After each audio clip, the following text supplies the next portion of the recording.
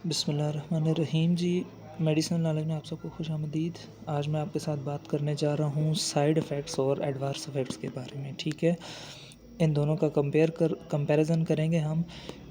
आप सोच रहे होंगे कि साइड इफ़ेक्ट्स और एडवर्स इफ़ेक्ट्स तो दोनों एक ही चीज़ होती है, लेकिन एक चीज़ हो सकती है।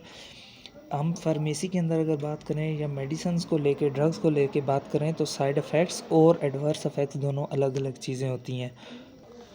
याद रखें, हम जो भी मेडिसिन यूज़ करते हैं, कोई ड्रग यूज़ करते हैं, ठीक है, तो वो दो तरह के इफ़ेक्ट्स तो उसके कॉमन होंगे ही होंगे। ठीक है, एक उसका क्या इफ़ेक्ट है, जो उसका थेरेप्यूटिक इफ़ेक्ट है। थेरेप्यूटिक इफ़ेक्ट मतलब आपने जिस पर्पज़ के लिए उस दवा को यूज़ किया, ठीक है, वो आपको उस बीमारी से आराम देगी, या किसी और मसले के लिए जो आपने उसको यूज़ किया, तो वो उसका थेरेप्यूटिक इफ़ेक्ट है। ठीक है, लेकिन उसके अलावा उसके कुछ ऐसे साइड इफ़ेक्ट्स हो सकते हैं, एडवर्स इफ़ेक्ट्स हो सकते हैं, ठीक है, जो हमारे लिए हार्मफुल भी होते हैं और हार्मफुल नहीं भी होते। ठीक है, जो बहुत से लोगों में, बहुत सी पॉपुलेशन जो उस मेडिसिन को यूज़ कर रही है, उसमें कॉमन होते हैं, लेकिन कुछ में अनकॉमन भी हो सकते हैं। ठीक है, आगे हम चल के साइड बाय साइड इन दो चीज़ों को डिस्कस करते हैं। उम्मीद है फिर आपको पॉइंट ऑफ व्यू क्लियर हो जाएगा।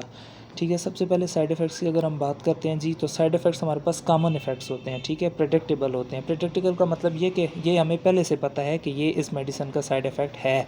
ठीक है, वो मेडिसिन फार्मा कंपनी ने सबसे पहले, या ड्रग को जो है डिस्कवर करने वालों ने, ठीक है, उसके ट्रायल्स लेने के बाद, ठीक है, ये नतीजा निकाला होता है कि ये इस मेडिसिन का साइड इफ़ेक्ट है, और ये जो है मोस्ट ऑफ़ द पॉपुलेशन जो इसको यूज़ करेगी उसमें आएगा। ठीक है, लेकिन एडवर्स इफ़ेक्ट क्या है जी? एडवर्स इफ़ेक्ट इसका अनकॉमन या अनप्रेडिक्टेबल इफ़ेक्ट होता है। ये हमें नहीं पता होता, किसी भी मेडिसिन को यूज़ करने वाले को नहीं पता होता कि ये उसका एडवर्स इफ़ेक्ट, उसके अंदर ये ड्रग उसको कोई ऐसा जो है वो एडवर्स रिएक्शन कर जाएगी। ठीक है, आमतौर पे जो हम बात करते हैं दवाइयों के रिएक्शंस की, तो ठीक है, दवाई का रिएक्शन और चीज़ होता है और दवाई का साइड इफ़ेक्ट आना और चीज़ होता है। ठीक है, साइड इफ़ेक्ट एक नॉर्मल चीज़ है, वो उसकी डोज जब आप लेंगे तो वो आ सकती है। ठीक है, लेकिन जो रिएक्शन कर जाना, वो जो हम जुमला इस्तेमाल कर रहे होते हैं दवाई के बारे में, असल में जो वो होता है, वो उस दवाई का एडवर्स इफ़ेक्ट होता है। ठीक है, जो किसी भी पर्सन में आ सकता है। ठीक है,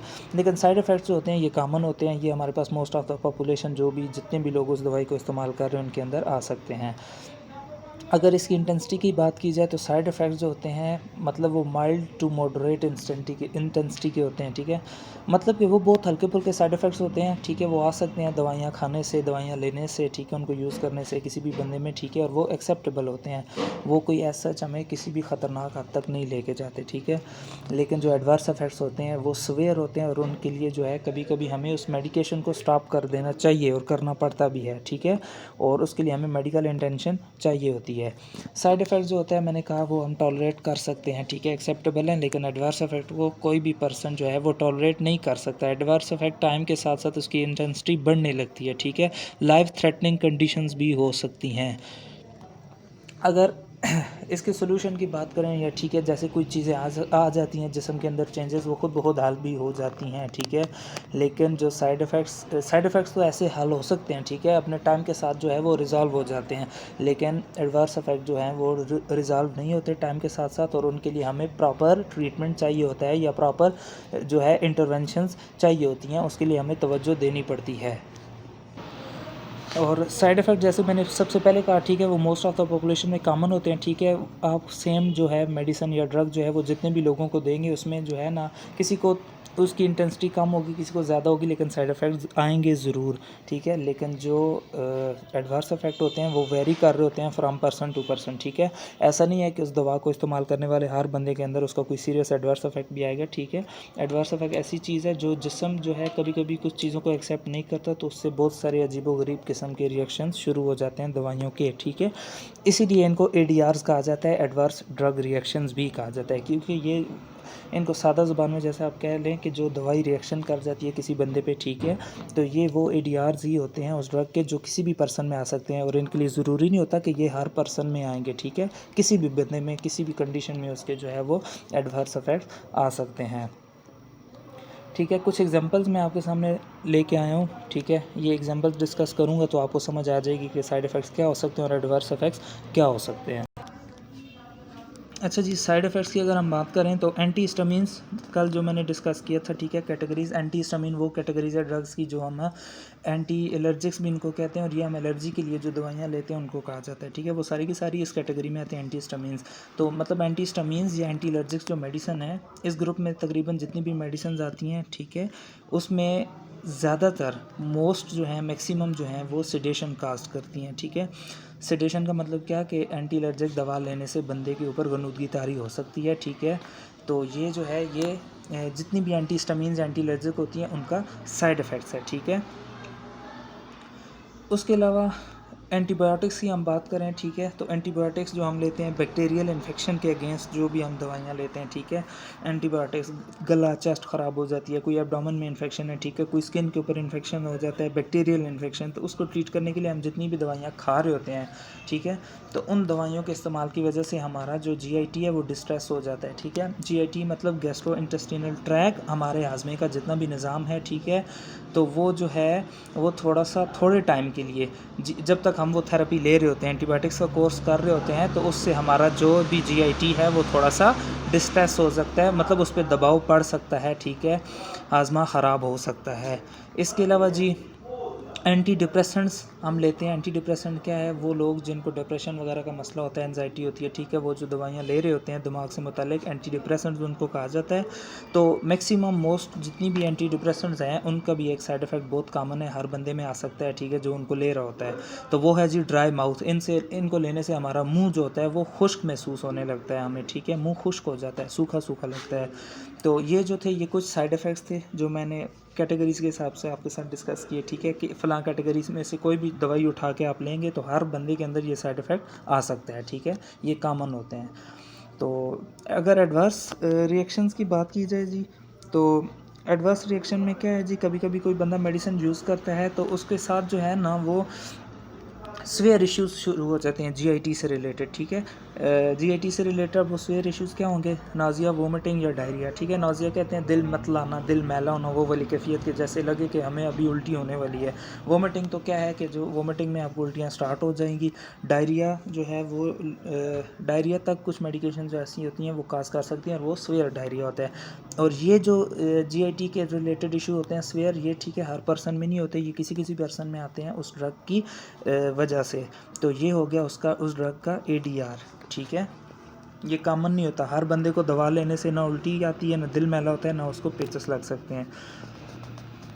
उसके अलावा जी हाइपर सेंसिटिविटी रिएक्शंस हो जाते हैं, ठीक है। हाइपर सेंसिटिविटी इसमें डिटेल में तो मैं नहीं जा सकता, मैं आपको मुख्तसर सिर्फ ये समझाना चाहता हूँ कि आपका जो इम्यून सिस्टम है, क़ुव्वत मुदाफ़त, ठीक है, वो कभी कभी इतना ओवर एक्टिव हो जाता है, हाइपर सेंसिटिव हो जाता है, नाम से ज़ाहिर है जैसे, ठीक है। तो उसमें क्या होता है कि वो आपके जिस्म के अंदर अगर कोई ठीक चीज़ भी होगी तो वो उसको रॉन्ग जो है वो कंसिडर कर लेगा और उसके ख़िलाफ़ जो है वो एक्शन शो करेगा, ठीक है। तो हाइपर सेंसिटिविटी रिएक्शन में क्या हो जाता है कि जैसे एनाफाइलेक्टिक रिएक्शन होता है, एनाफाइलेक्टिक रिएक्शन एलर्जिक रिएक्शन की एक टाइप है, ठीक है। तो इसमें क्या होता है, जो भी कोई भी बाहर से जिस्म की कोई भी चीज़, ठीक है, जो जिस्म की अपनी चीज़ नहीं होती, कोई बाहर से ऐसी चीज़ जो हमारे जिस्म में इंटर होगी तो हमारा इम्यून सिस्टम मिसकंसेप्शनली उसको क्या करेगा कि अपने जिस्म के हमारे बॉडी के लिए जो है वो डेंजरस कंसिडर करेगा और उसके ख़िलाफ़ जो है रिएक्शन शुरू हो जाएगा, ठीक है। फिर आगे चल के एनाफाइलेक्टिक रिएक्शंस की बहुत सारी टाइप मतलब साइन सिम्टम्स वगैरह होते हैं, ठीक है। तो ये सारी चीज़ें जो होती हैं ये भी किसी किसी ड्रग से जो है वो किसी किसी बंदे को होती हैं, ठीक है। ऐसा नहीं होता कि कोई भी दवाई लेने वाला हो, कोई पैरास्टामोल भी खा रहा है तो उसको हाइपर सेंसिटिविटी रिएक्शन शुरू हो जाएगा, ऐसा नहीं होता, ठीक है। एडवर्स रिएक्शन जो होता है वो पर्सन टू पर्सन वेरी करता है, हर बंदे को नहीं आता एडवर्स रिएक्शन।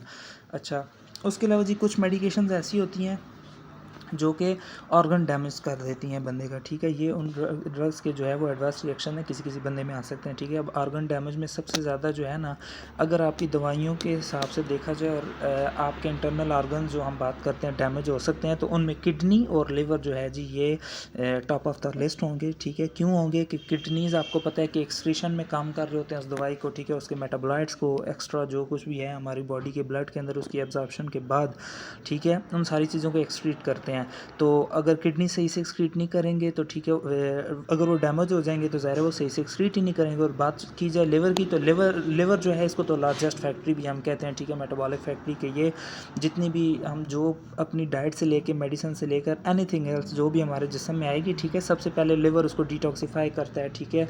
लिवर के अंदर ऐसी रिएक्शंस से हो के गुजरती है वो चीज़, तब जाके वो हमारे ह्यूमन बॉडी के अंदर अपना जो है वो काम करती है। इसके बाद आता है जी CVS इशू। CVS मतलब कार्डियोवास्कुलर इश्यूज़।